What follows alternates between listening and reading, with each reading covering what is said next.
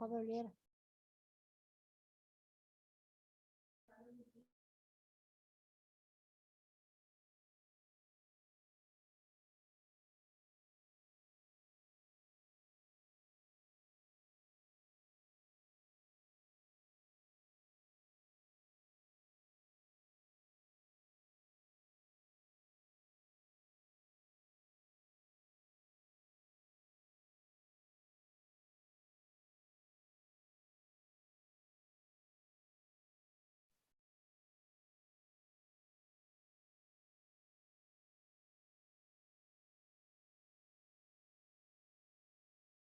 Então, gente, das prestações onerosas de serviço de comunicação. O que é isso? Conta de telefone, fixo, celular, internet, tudo isso aí é fato gerador de CMS. Olha só quanto de dinheiro que não circula, então. Né? Todo mundo tem um celular, todo mundo tem internet.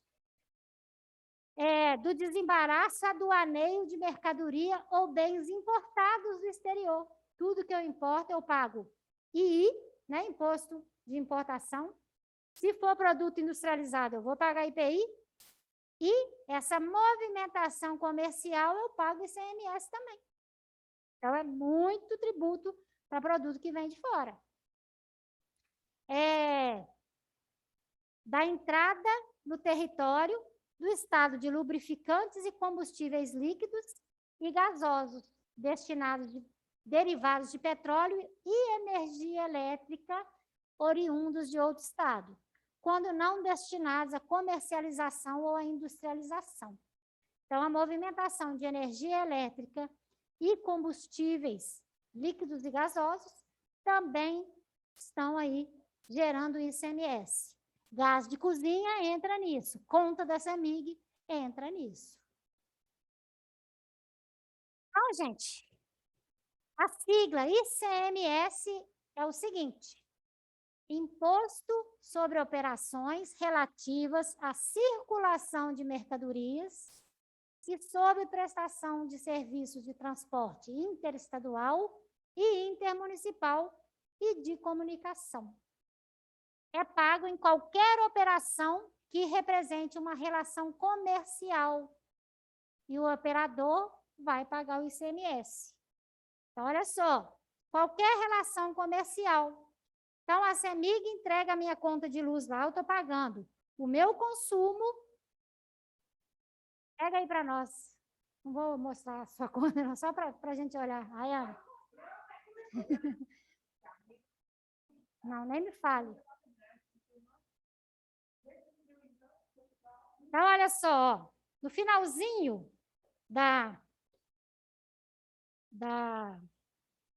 depois aí, vocês pegam a conta da CEMIG, depois do valor ali, depois da descrição, aí vai vir lá, referência do mês, né? Olha só. Tá dando para vocês verem aí? Fica desfocado, né? Bom, no lugar lá que tem o vencimento e o valor da conta, logo abaixo, gente, tem a...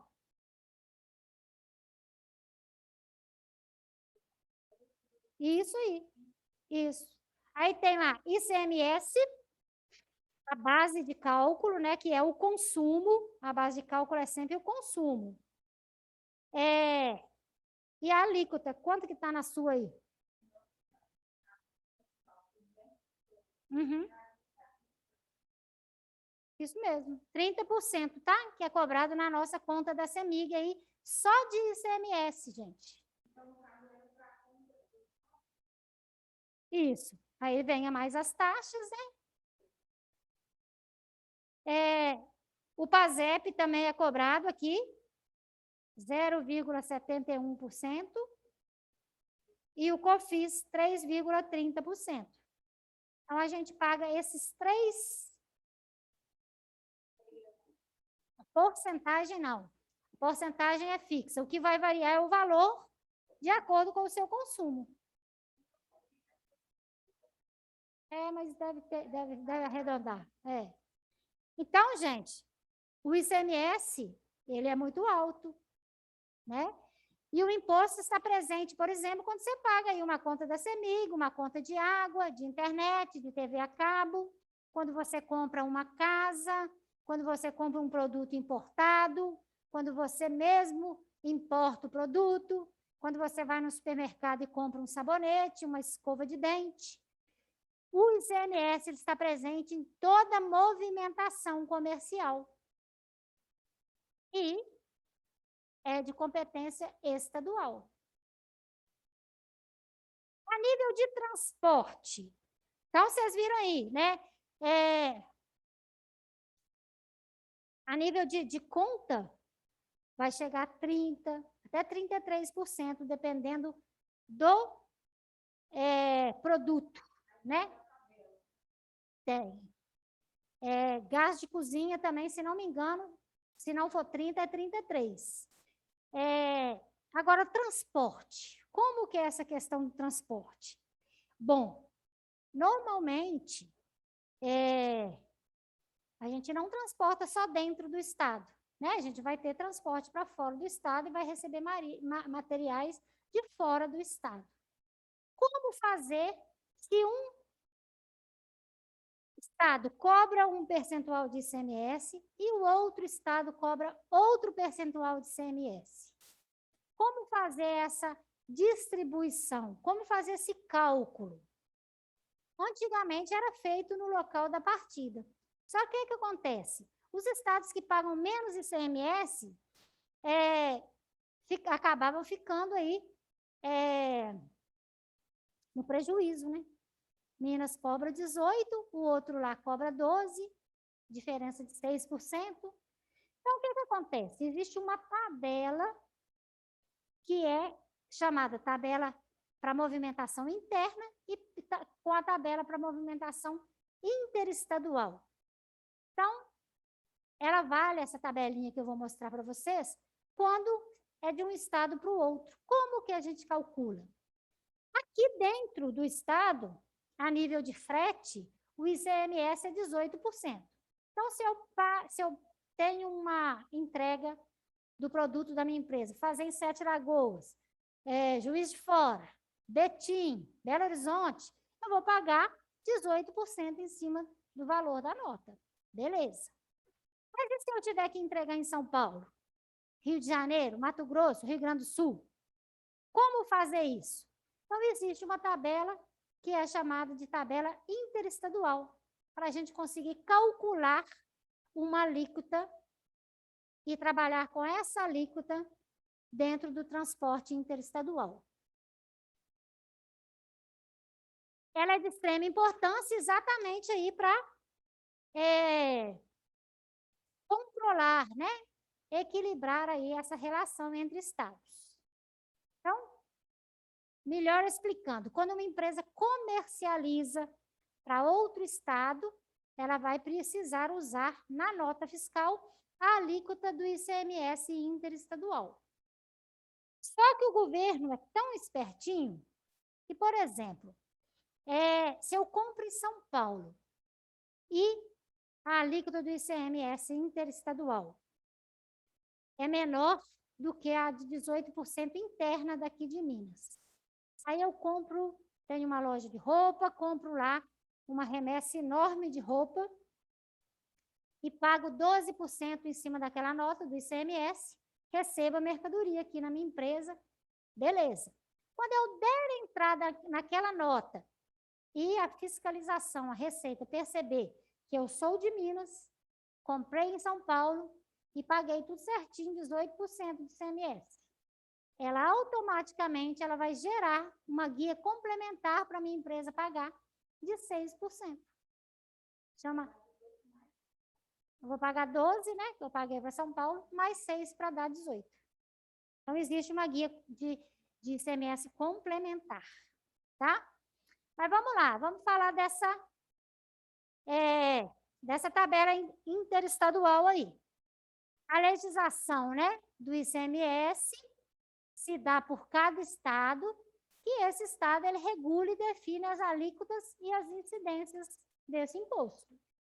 Ou seja, os estados e o Distrito Federal, eles podem instituir o ICMS ou não, além de poder também definir as alíquotas que vão ser aplicadas.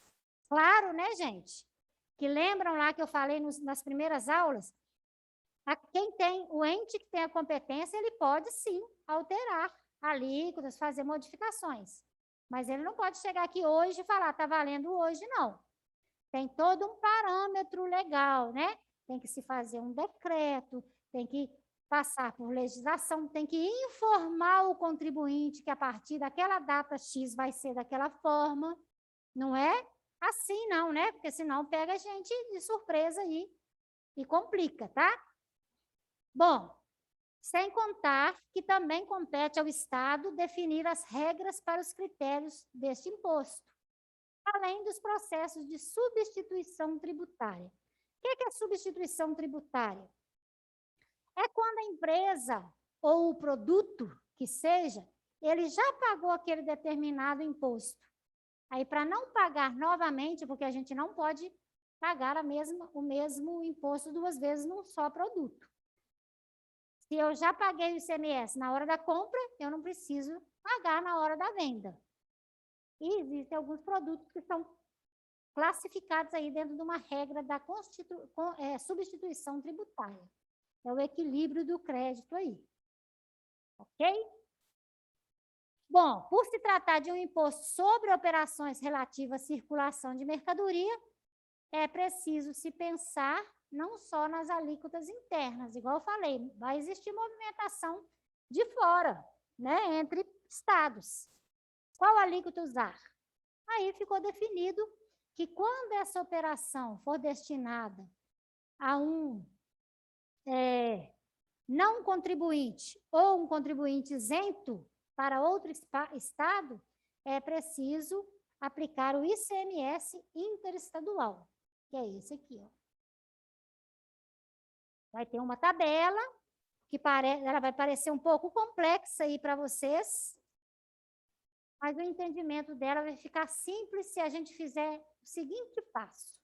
Quando a gente olhar a tabela, a gente vai fazer o seguinte.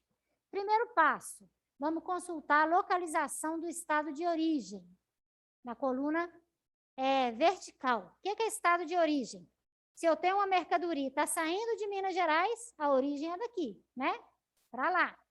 Se for o contrário, está vindo do Rio Grande do Sul para mim, origem Rio Grande do Sul, destino Minas Gerais. Ok? Aí a gente vai localizar o estado de destino e vai fazer ali a interseção das duas linhas, estado de origem para o estado de destino. E aí a gente vai obter, na interseção, a alíquota que vai ser aplicada nessa operação. Desta forma aqui, ó.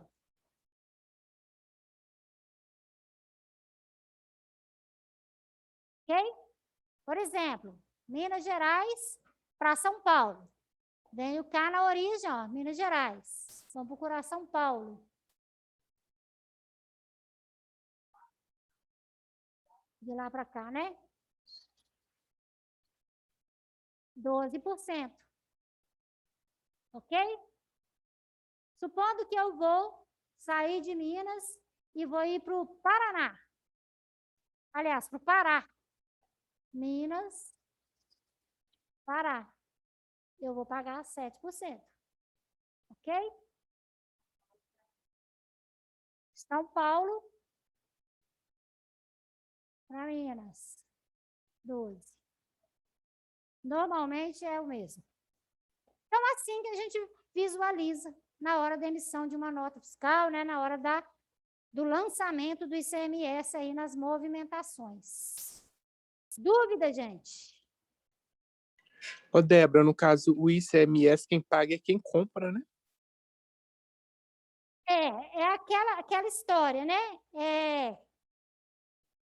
Quando você compra, você já está pagando na nota aquele ICMS para o vendedor. O vendedor encaminha para o governo. Ok? Ah, sim, entendi. Né? Igual, por exemplo, se eu comprar, né, igual acontece muito no meu serviço, né, às vezes compram, né, os produtos lá, a nota deu R$1.000, né, vamos supor que seja 12%, aí esses 120 É de ICMS, né? Isso. Aí você já está pagando o valor daquela nota com o ICMS. E quem vai recolher e entregar para o Estado? O vendedor, quem te vendeu aquela mercadoria. Gente, é isso que aconteceu com a Ricardo Eletro. Aí eu de novo falando da Ricardo Eletro, né? É isso que aconteceu. O que a Ricardo Eletro fazia? Ela vendia o produto, eu, Débora, chegava lá e comprava um fogão. O fogão custava lá R$ 1.000, eu pagava lá mais 18% do ICMS, pagava 1.180, né? Isso? Como é que é? Não. 1.300 alguma coisa, né? Que ia dar lá, porque eu estou pagando o ICMS. O Ricardo Eletro recebia aquele valor meu e ele fazia alguma manipulação lá, que na hora de pagar as guias de ICMS para o Estado, ele não pagava tudo, o valor que ele tinha recebido. Ele embolsava o valor que o consumidor tinha pago de ICMS. Ele não repassava, então ele sonegava. E aí foi descoberto e eram muitos milhões de reais. E ele alegou não ter condição de pagar, quebrou.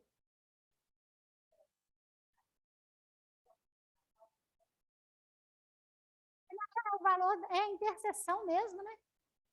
Porque a hora para você ver, lá em Alagoas é 12.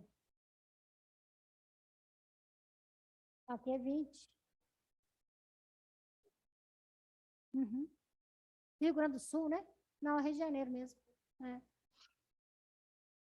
Então, é dessa forma. A gente, quando compra, que a gente está pagando a nota fiscal, você já está pagando o ICMS para aquele que te vendeu repassar para o governo. É igual eu expliquei do GPS. Eu pago, mas eu não faço uma guia direto para o governo. Eu pago como contribuinte para quem está me vendendo. Quem está me vendendo, o governo vai cobrar dele. Na hora que ele conferir lá as notas fiscais, o governo já cobra em cima daquelas notas fiscais o valor. Tranquilo? Deu para entender? Sim ou não? Todos? Todo mundo, fantasmas? Tô tentando, Débora, porque eu cheguei bem atrasada hoje. Tranquilo. Depois você pega lá, tá, Geis? Assiste a gravação lá, para você não ficar perdida. Tá bom. Ok. Então, vamos lá. Geisa, eu vi que você perguntou sobre as notas de contabilidade de custo. A gente, como instrutor, a gente passa, tá? Para a coordenação e é eles que lançam, ok? Se você Não, quiser... eu sabia. Se você quiser saber valor de trabalho, de prova, você pode me chamar no privado que eu te passo. Tá. É porque eu só mandei mesmo no grupo, Débora, porque a comunicação com a coordenação tá bem complicada, sabe? E não responde no grupo, ou você manda no privado, manda ligar, o telefone daí ou dá ocupado, ou fala que não existe, quando atende vai transferir, cai. Nossa, tá muito difícil falar com o pessoal aí. Não, tranquilo. Então, qualquer coisa de nota aí que você quiser me perguntar, pode perguntar. Eu só não posto lá no grupo porque é individual de cada um, né? Aí eu prefiro deixar. Não, depois se você quiser me mandar, Débora, porque a minha realmente não caiu no portal ainda não, de contabilidade de custos, não.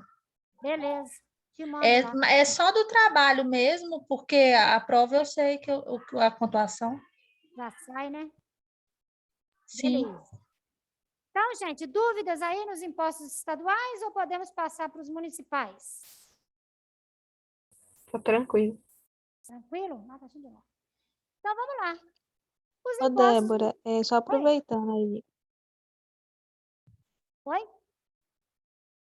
Só aproveitando o gancho da Geisa, a distribuição de pontos nessa matéria vai ser 1 ponto por aula, né? Nas atividades que você passar e a prova? Isso mesmo.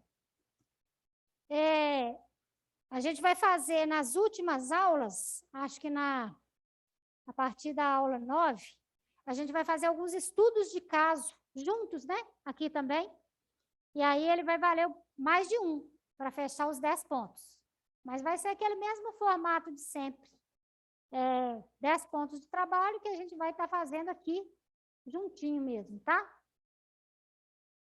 Ok? Esses primeiros, né? Esses primeiros mais simples, aí mais teóricos, cada um vale 1. Então, hoje é a 5ª aula, eu já distribuí 4 pontos, hoje vai ter mais 1. E aí, me parece que eu tenho mais 2 nesse nível, e o estudo de caso, ele vai valer um pouquinho mais, que ele é um pouquinho mais complexo, tá? Ok, obrigada, Débora. Nada. Ô, Débora, você já fez a chamada? Ou é porque eu não sei se eu fiz. Vou fazer daqui a pouquinho. Tá.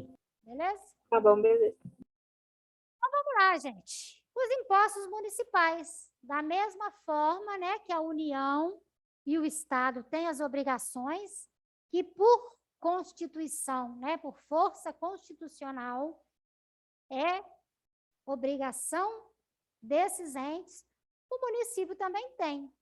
Né? O município ele tem, além da administração da máquina pública, né, ele é responsável aí pelas unidades de pronto atendimento, pelas escolas, as pré-escolas. Então, tem algumas obrigações específicas aí. Então, também precisa de dinheiro para movimentar a máquina pública aí. E aí, os impostos municipais são aí de competência dos municípios. Não, ninguém pode interferir aí nas decisões municipais dos impostos que são de sua competência. A gente viu lá, né, que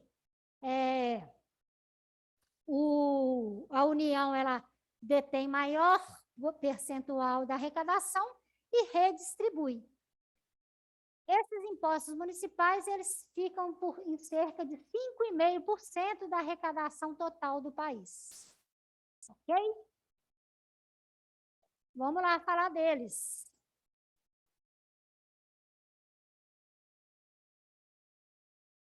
IPTU, ISS e ITBI. IPTU, já falamos bastante dele, vamos falar mais um tiquinho. Imposto sobre propriedade territorial urbana. A casa é dentro do município, eu pago o IPTU. É território rural, eu pago o ITR para a União. IPTU é para o município, aonde que a minha casa está instalada. O município ele tem o direito de conceder isenção, movimentar percentual, cobrar, fiscalizar, administrar, legislar, porque é de competência do município. A IPTU, a gente já falou bastante da questão aqui de contagem, ficamos um tempo sem ser obrigados a pagar, voltamos a ter a obrigatoriedade de pagar, baseada aí na lei de improbidade administrativa, né? A prefeitura bate nessa tecla, que é inconstitucional não cobrar, mas ficamos aí anos sem pagar e ninguém tocava no assunto aí de não poder ficar sem pagar. Contagem já foi um grande polo industrial, né? Ela foi classificada a 2ª cidade com mais indústrias, né? Que gerava mais dinheiro a nível de indústrias localizadas aqui, ficando atrás só de Juiz de Fora. Depois, muda-se a administração, muda-se alguns contextos, e aí as empresas, algumas ficaram, outras foram embora, muitas demandaram para Betim, devido a incentivos fiscais melhores do que Contagem, e assim sucessivamente. Hoje a prefeitura alega que é de extrema necessidade aí o valor do IPTU, e a gente, como contribuinte, pela força, né, do fato gerador da gente ter uma propriedade territorial, ou quem paga aluguel, né, paga também o IPTU, né, o morador de aluguel, ele que paga o IPTU da casa, pela lei, né. Então, tá aí. Dúvidas sobre IPTU? Temos o ISS, que é o Imposto sobre Serviços, que é o que eu vou aprofundar um pouquinho mais. E o ITBI, Imposto de Transmissão de Bens Imóveis. O que é isso? Compro um apartamento, preciso registrar o apartamento no meu nome, vou pagar a documentação, tudo bonitinho, e vou pagar o imposto aí para o município, o Imposto de Transmissão de Bens Imóveis.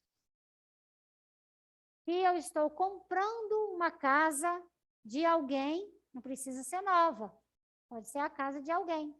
Na hora de eu transferir aquela casa para o meu nome, eu vou pagar o ITBI, ok? É em cima do valor do imóvel que é pago, e é para o município, tá? Competência municipal. E o ISS? Oi? Uhum.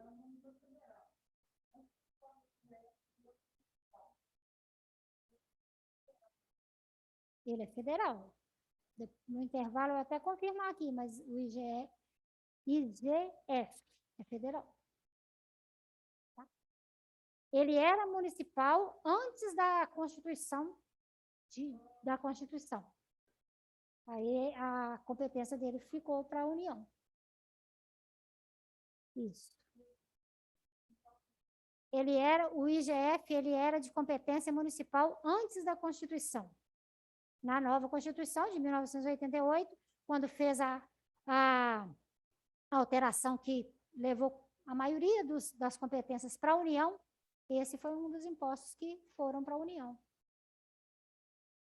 A apostila costuma, às vezes, vir desatualizada, tá? É até bom você me falar isso, que eu vou marcar e vou falar com o pessoal lá. Então, gente, vamos falar aqui do ISS. O Imposto sobre Serviço de Qualquer Natureza. O nome já fala, né? Prestou serviço, independente de qual serviço, é o imposto que a gente paga aí para o município. Ele está previsto lá no artigo 156 da Constituição Federal, com a competência para o município. Salão de beleza é prestação de serviço. Paga ISS? Paga. Só não paga se ele não for registrado, né? Legalizado. Tudo que é registrado vai pagar. Consultorias? Paga. Professoras, igual eu aí, instrutor particular. Não sou funcionária registrada do grau. Eu presto serviço de educação. Paga ISS? Paga. Então, é de serviço de qualquer natureza. Só que é um imposto municipal, né? É um imposto brasileiro municipal. Então, os municípios, eles têm competência por esse imposto.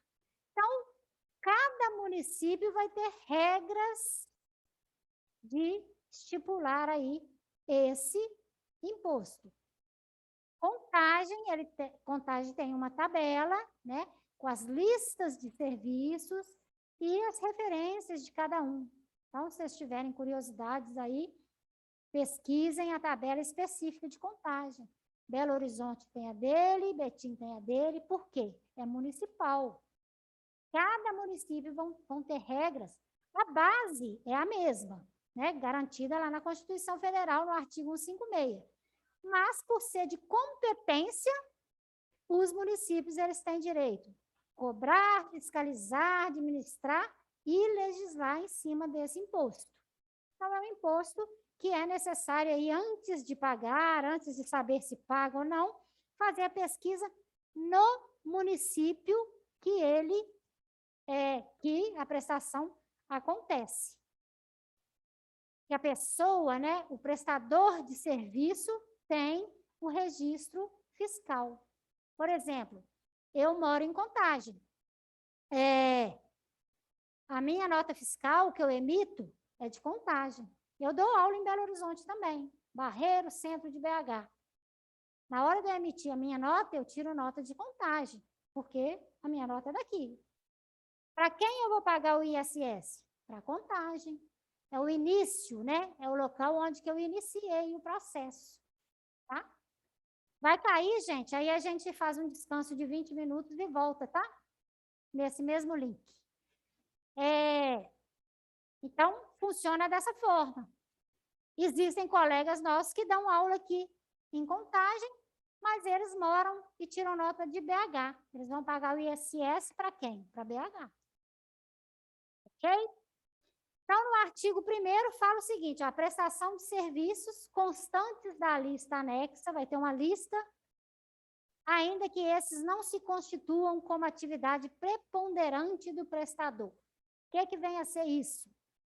Supondo que eu sou registrada numa empresa, sou administradora de uma empresa registrada lá, e dou consultoria de vez em quando. Não é a minha atividade principal. Mas, de vez em quando, sou chamado para consultoria, dou consultoria e emito nota. Eu vou pagar o ISS? Sim, em cima da consultoria que eu dei. Não em cima do meu valor todo, mas em cima daquele serviço que eu prestei. Independente de eu viver daquilo ou de ser apenas um complemento na minha vida. Prestei serviço de qualquer natureza, pago o ISS para o meu município. Como eu sou MEI, eu pago numa guia. Uma só guia, eu pago ICMS, ISS, vários impostos.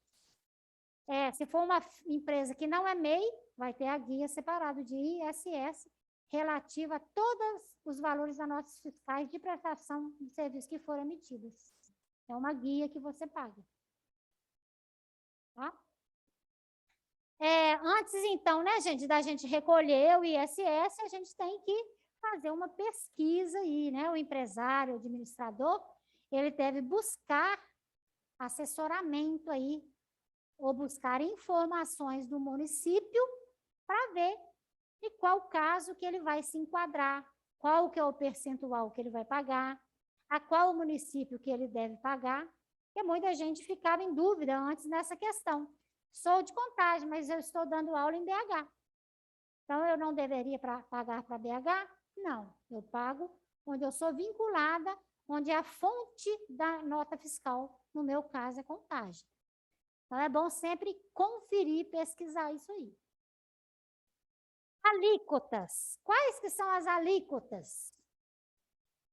A alíquota máxima do ISS ficou fixada aí em 5%, no máximo, né? De 0 a 5%. Isenção até 5%. Tá? Isso consta lá no artigo 8º de uma lei complementar 116 do ano de 2003. Ficou acordado aí esse valor máximo de 5%. E o ISS, ele não incide sobre as exportações de serviço para o exterior do país. Se eu prestar serviço fora do país, eu não preciso pagar o ISS. Ok? Dúvida, gente? Ô, Débora, sobre o FGTS, eu acho um pouco injusto a pessoa que está alugando pagar, porque o dono, que eu acho que deveria pagar, mesmo se não tivesse alugado o IPTU. Porque se não tivesse alugado, o dono que ia ter que pagar, não é? É o IPTU, né, que você está falando, né? Isso. O IPTU eu também acho injusto. Mas o que acarreta? É uma lei, né? Um acordo fechado, né? De que é o locatário que tem esse gasto. Quem mora na casa. É igual o condomínio, né? De apartamento. Condomínio também, quem paga é quem mora no apartamento, não é o dono.